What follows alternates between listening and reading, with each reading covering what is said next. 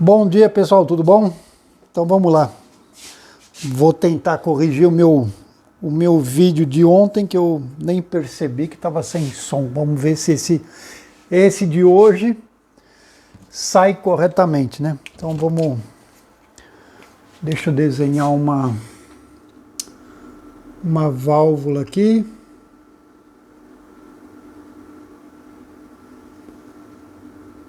Vou fazer uma válvula vermelha de escapamento e uma válvula azul de admissão.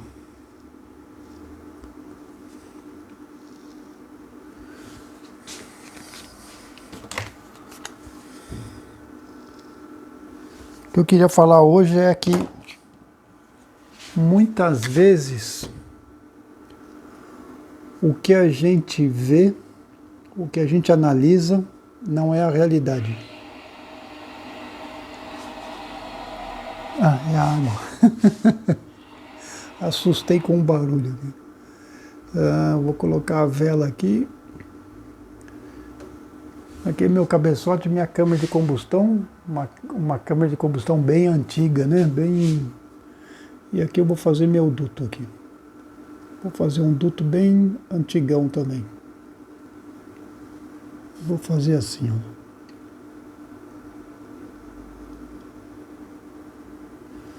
Do Jeep, mais ou menos, na admissão, mais ou menos é assim. E aqui eu vou fazer Vou fazer assim. Aqui eu vou fechar meu cabeçote. Aqui eu vou fazer uma galeria de água. Então nem sempre o que a gente analisa é a realidade. Estou falando isso só por uma curiosidade. Por exemplo, a sonda lambda. O valor da sonda lambda não é a realidade. Pois o valor que ela vai te dar é algo que já aconteceu. Então, pessoal, estou fazendo aqui bem...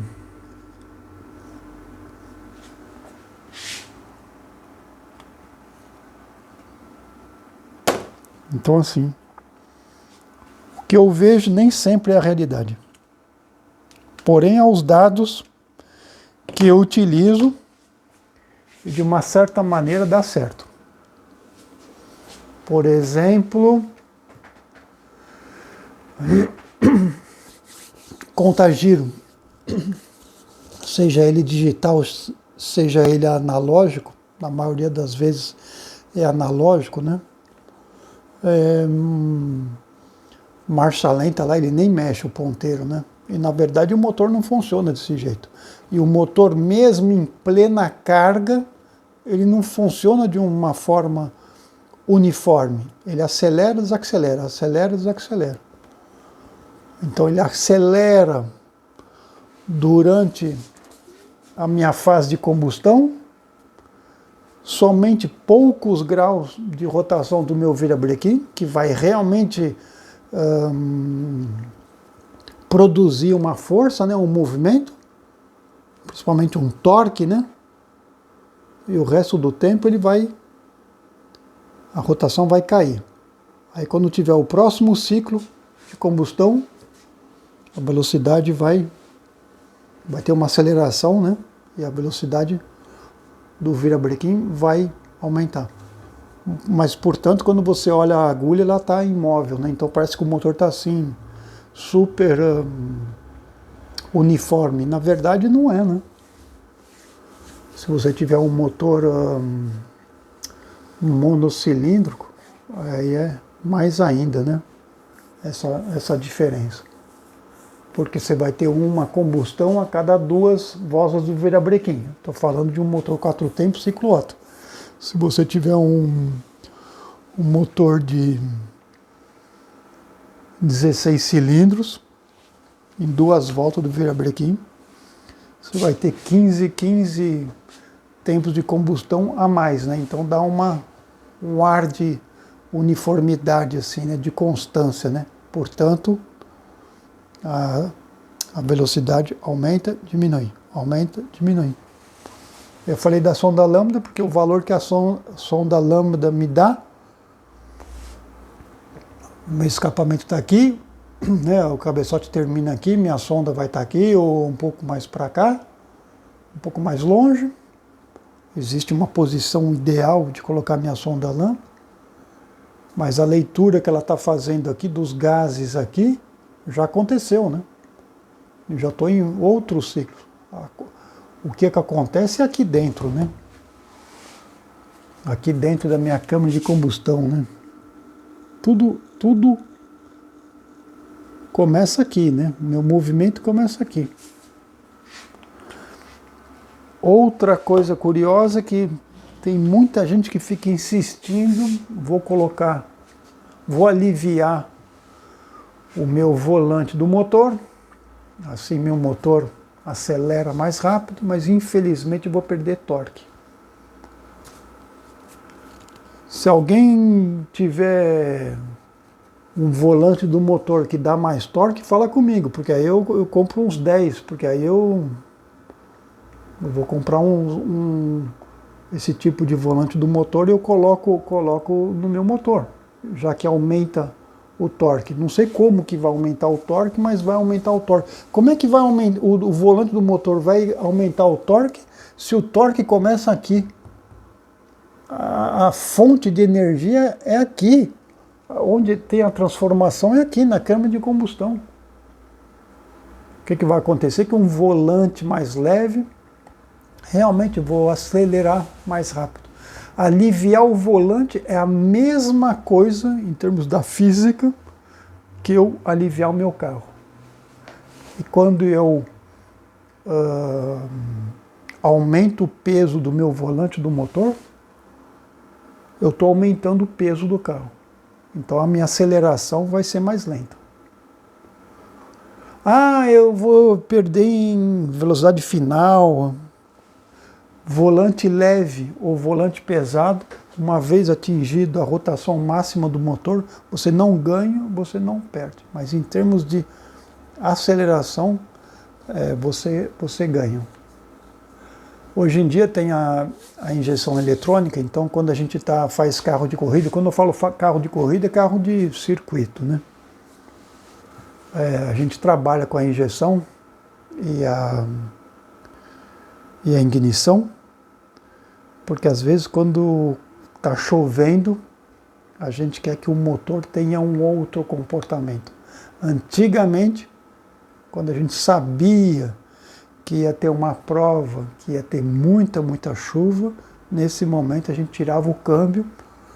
Eu fiz muito isso aqui na Europa. A gente tirava o câmbio e colocava um volante do motor mais pesado, para ter justamente uma aceleração um pouco mais lenta, e um momento de tirar o pé da embreagem ou fazer uma reaceleração, principalmente numa saída de curva, onde a gente ganha, né, a corrida, para não ser tão... esse movimento da roda não seja tão brusco. Então fazia isso. Mas, pessoal, o volante do motor não vai te fornecer mais torque, tá? Isso é completamente errado. Lembra no comecinho do vídeo que eu falei assim que o que você vê nem sempre é a realidade. Então, assim, já escutei alguém falar assim, mas eu coloquei no dinamômetro e no dinamômetro deu mais torque, com o volante mais pesado. Simplesmente porque quando você colocou o motor sobre carga, visto que ele é mais pesado, naquele exato momento sob carga, talvez ele estava numa rotação um pouquinho mais alta, ou principalmente ele estava com uma energia cinética um pouco mais alta, um valor mais alto. Mas o produto final, o torque vai ser o mesmo. Tá? Não muda absolutamente nada. Se fosse isso, a gente iria ficar vendendo volante do motor e falando, olha, isso aí ganhou 20 newtons a mais de torque.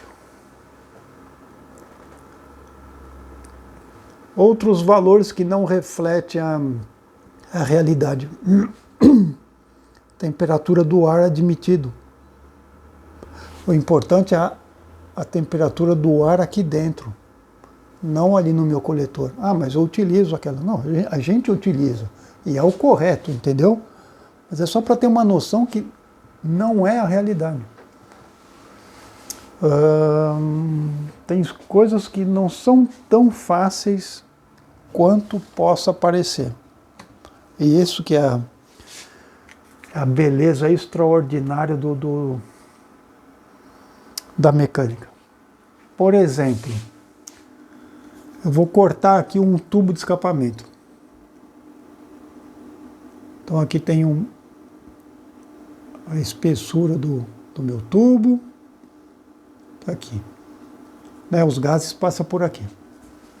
Eu vou colocar uma sonda de temperatura.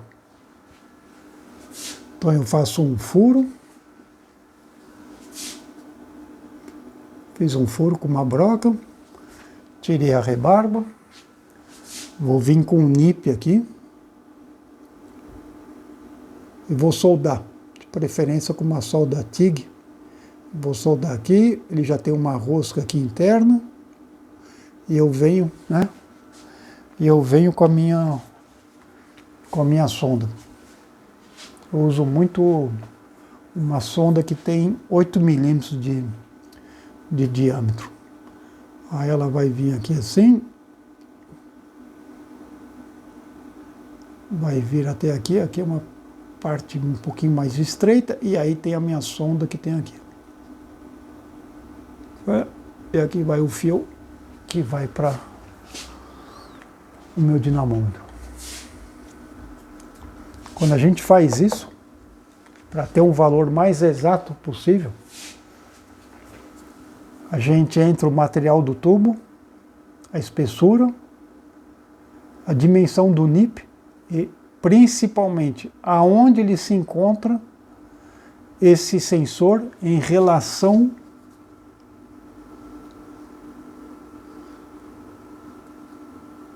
à linha mediana da minha válvula de escapamento. Então, essa distância aqui.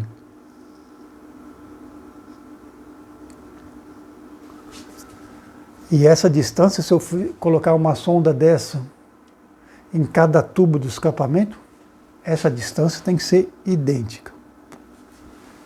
Pois a temperatura que está aqui não é a mesma que está aqui, que não é a mesma que está aqui, que não é a mesma que está aqui, que não é a mesma que está aqui, no exato momento. Outra consideração que a gente tem que pegar, imagina que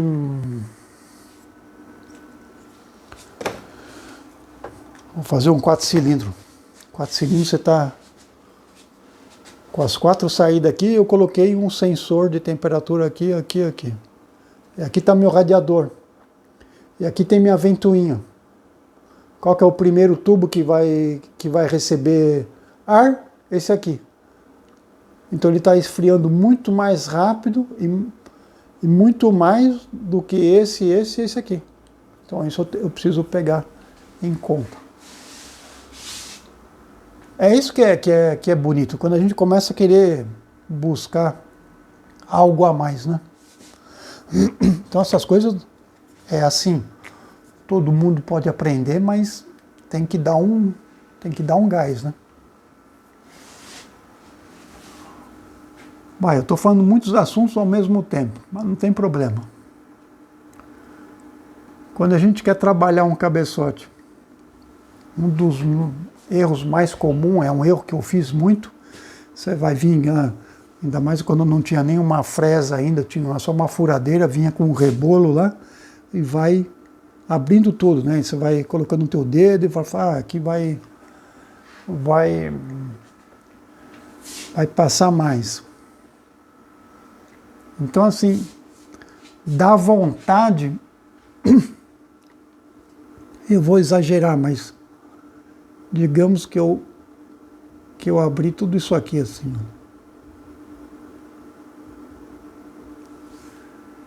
E aqui assim eu venho e fiz isso. Então tirei tudo isso aqui, ó.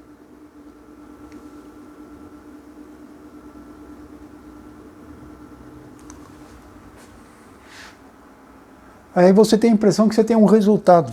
E às vezes o carro, quando entra uma certa rotação, você sente que o motor teve um outro comportamento. E você até acha, porque você está usando somente a tua sensação, os teus como é que fala? Merda, menor, eu oubliei. Bom, sensações, vai. Mas você não está medindo. E o que vai acontecer? Que normalmente se abriu tanto que o rendimento aqui dentro já diminuiu muito, mas aí quando você vai cair numa rotação um pouco mais alta, de repente talvez, não é que vai melhorar, mas está tão ruim e depois fica menos ruim. E nessa passagem do menos ruim, você vai achar que deu um melhor resultado, e não deu. Então tem que tomar muito cuidado com isso. Então, se você quer fazer isso pela primeira vez e não sabe, pega só, em vez de pegar um rebolo de pedra, né, pega a lixa. Tem disco de lixa, né? E dá uma lixadinha. Então você pode tomar muito cuidado sempre com a sede de válvula, mas dá para dar uma melhoradinha aqui assim, olha. Geralmente essa parte aqui é muito rugosa, então dá para dar uma melhorada aqui. Você pode fazer isso quando o guia foi retirado, leva na retífica, tira o guia, né, o guia vai estar aqui assim. Você manda o cara tirar o guia e você trabalha sem o guia, é mais legal.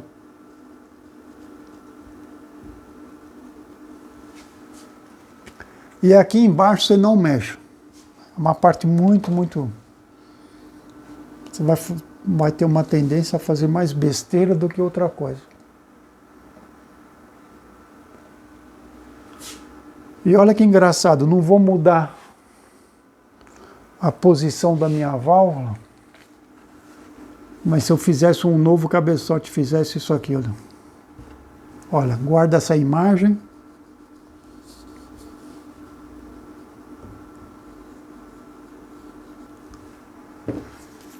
E se eu fizesse isso?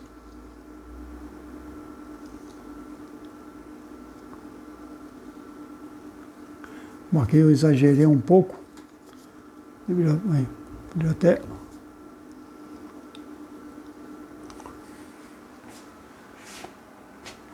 É bem melhor, né?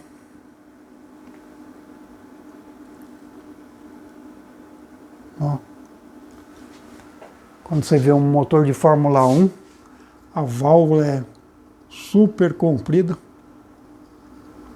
Cabeçote de F1 de Fórmula 1 é super comprido, porque isso aqui vai estar assim, olha.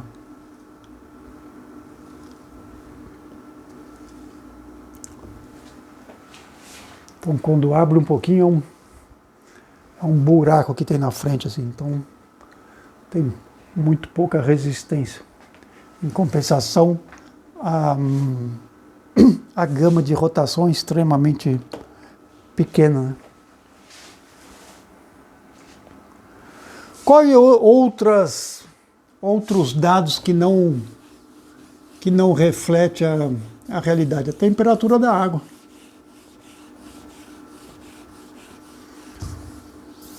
Temperatura da água que está no meu painel, quando tem, né? Porque uma brilhante engenheiro ou técnico, sei lá o que foi, que os carros novos nem tem, né? Mas, né, reflete uma certa mediocridade que a gente vive hoje em dia. Mas tudo bem, isso aí é um outro papo. Mas a temperatura da água não reflete a realidade. Temperatura da água De novo, né, tá meu cabeçote aqui, com uma válvula aqui, outra aqui.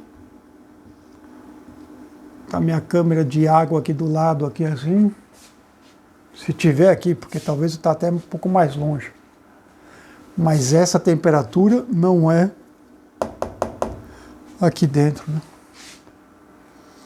Quando a gente faz um motor em laboratório, aí a gente usa sonda de temperatura dentro da câmara de combustão. Uma sonda de temperatura e uma sonda de pressão. Aí fica bem legal. E só para finalizar, pessoal, a gente eu estava falando esses últimos dias de preparação de motor, né? Então vou dar uma primeira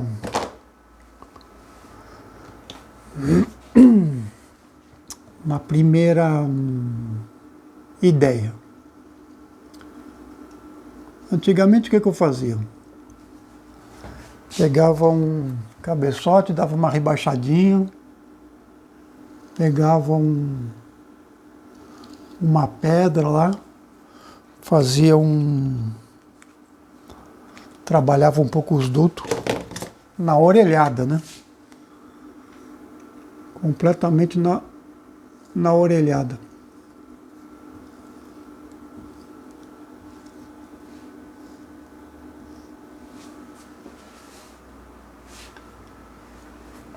Como é que eu faço hoje em dia? Primeira coisa que eu faço, eu mando limpar o cabeçote. E aí eu vou fazer um teste de permeabilidade do cabeçote. Ou seja, vou colocar no banco de fluxo o cabeçote e vou medir o que se passa quando eu abro um pouco a minha válvula. Abro um pouco, digamos 5 centésimos. Se for um carro para um motor de rua, eu vou ficar trabalhando muito com muito pouca abertura, porque é uma fase muito importante, principalmente para um carro de rua. Aí depois eu vou abrir em 5 centésimos. Aí eu vou fazer uma medida. E aí vai acontecer vai acontecer um negócio bem interessante, que tem cabeçote que talvez quando eu abrir minha válvula a 9 milímetros, já estou chegando perto do limite dele. Então isso quer dizer o quê?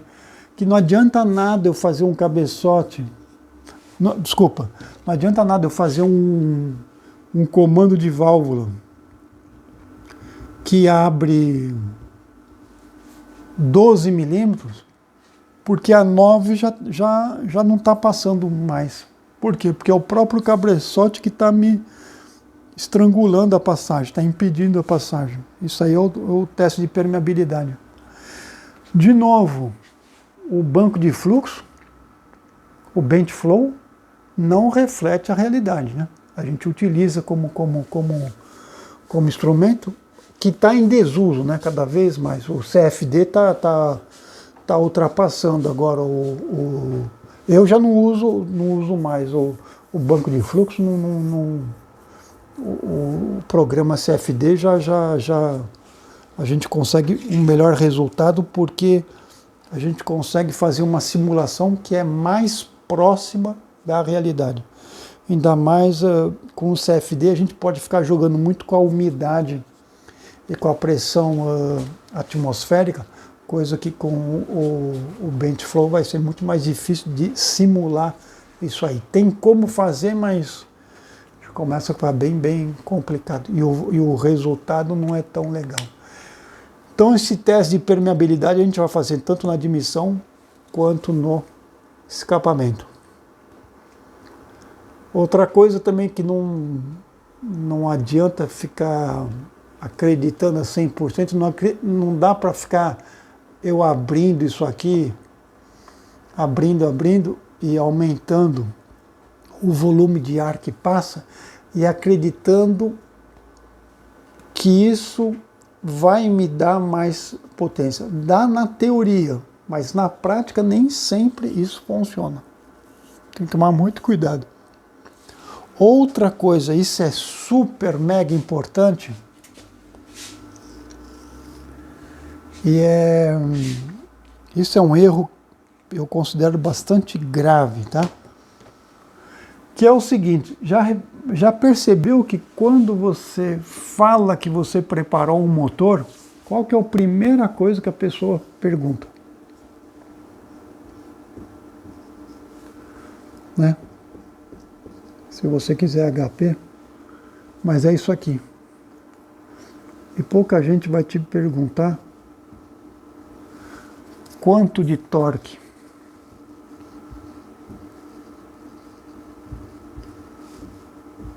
Torque faz ganhar corrida. HP é para a gente vender o motor, como diz, né, o Fachinelli. Outra coisa super importante, pessoal, que às vezes a pessoa prepara o motor,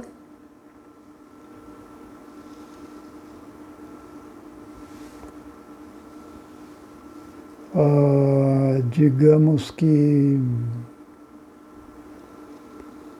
o meu antigo rendimento era esse aqui.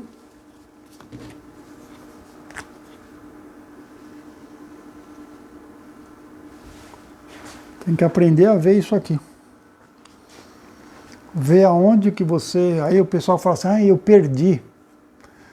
Dificilmente você vai perder, né? Só que vai deslocar, né? Mas o interessante, o bonito, é chegar e...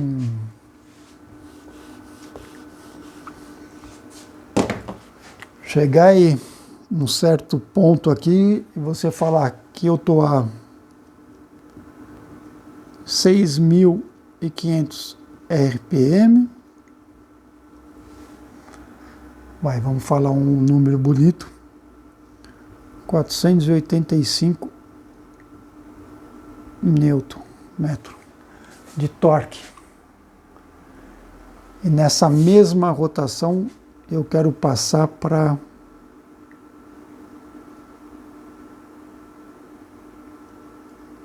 498. Eu preciso disso. O que você faz para chegar e aumentar aqui? Aí que fica legal. Não só aumentar. E é por isso que tem que aprender a fazer a leitura dos valores. O que a gente tem como valor? Temperatura da água, temperatura do ar, pressão atmosférica, umidade, posição do acelerador. A gente pode, hoje a gente usa muito na árvore de transmissão um medidor de torque, né? Nos carros de endurance a gente usa muito isso, tanto no lado direito como no lado esquerdo. A gente vai utilizar esqueço sempre o nome em português, um debitômetro.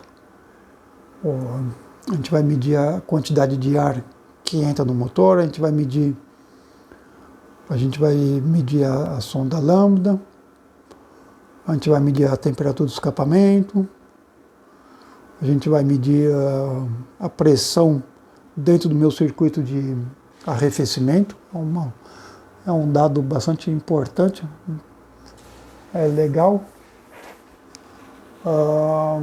Vou medir a pressão no meu cárter, é importante. Posso medir o consumo de óleo do meu motor, né? Isso também é bastante importante, principalmente quando a gente desenvolve o motor no dinamômetro, mas durante a corrida também a gente pode ter isso. O que mais que a gente tem? Temperatura do óleo, a pressão do óleo.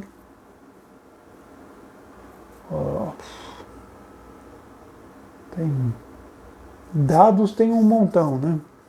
O volume de injeção que eu utilizo, se for injeção, quando que eu injeto, como que eu injeto.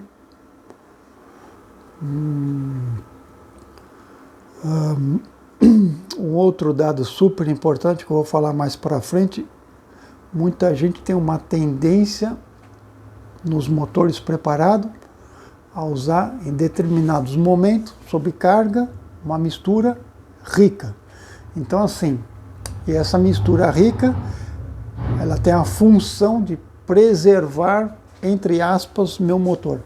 O interessante é saber o quanto que eu vou enriquecer a minha mistura para manter, entre outras, uma pressão relativamente estabilizada na minha câmara de combustão.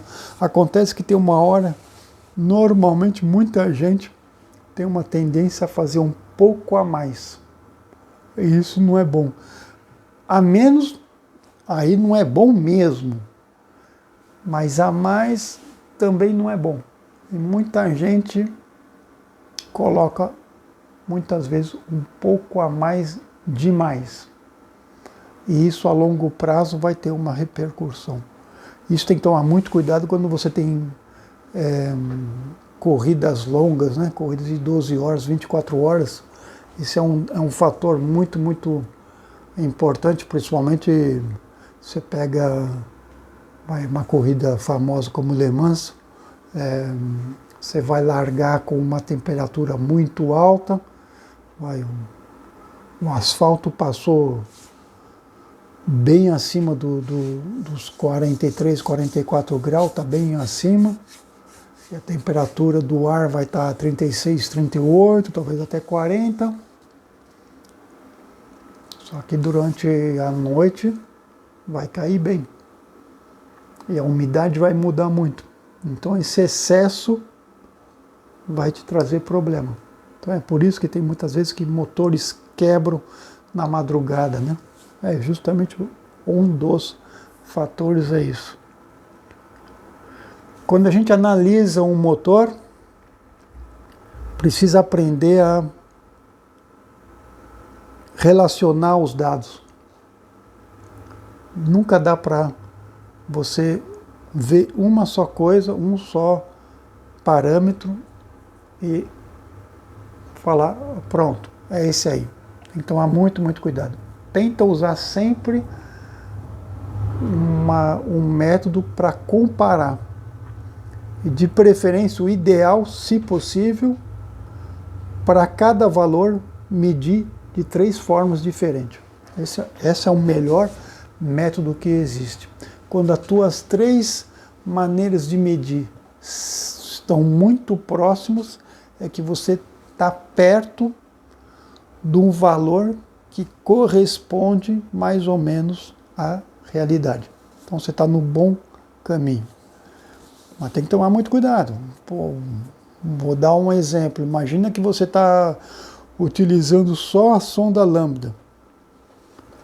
E por qualquer razão, a junta em algum lugar de escapamento estragou. Principalmente quando é motor turbo, isso acontece muito. Está tendo uma entrada de ar falsa. Tá? Ou uma parte dos gases de escapamento está saindo por ali. O valor naquele momento da sonda lambda não vai ser mais a realidade, mas se você focaliza só nisso, você risca de ter graves problemas. Agora, se você pega a sonda lambda nesse exato momento, junto com a aparência da vela, junto com a sonda de temperatura, junto com os valores dos outros cilindros, a coisa começa a ficar mais interessante. Você pode usar uma sonda lambda por cilindro. Dá até para fazer isso. Tem que saber muito bem localizar onde que eu vou montar a minha sonda lambda. Tem certos motores que acontecem umas coisas que tem que trabalhar muito, muito para perceber. Mas eu tenho agora ele se tornou um grande amigo, ele trabalha muito com motor de kart para o Mundial de Kart, é uma categoria extremamente sofisticada, né? E ele estava me falando que ele já aconteceu muitas vezes disso aqui, ó.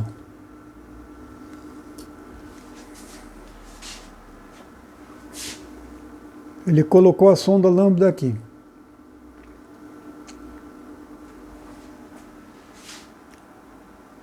E depois de muito teste, ele percebeu que a maior quantidade dos gases passava assim, olha.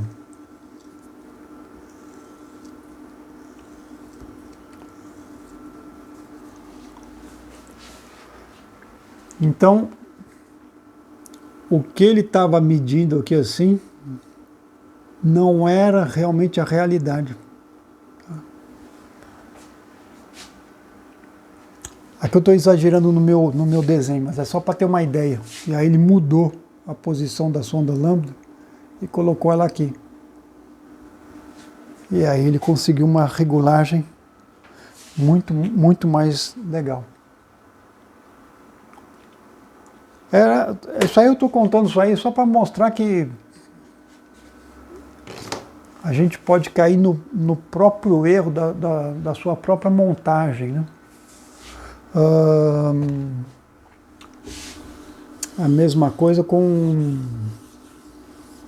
os bicos injetor, né? Principalmente quando o pessoal começa a colocar mais de um bico para o mesmo cilindro, aprenda a... Eu vou colocar aqui assim.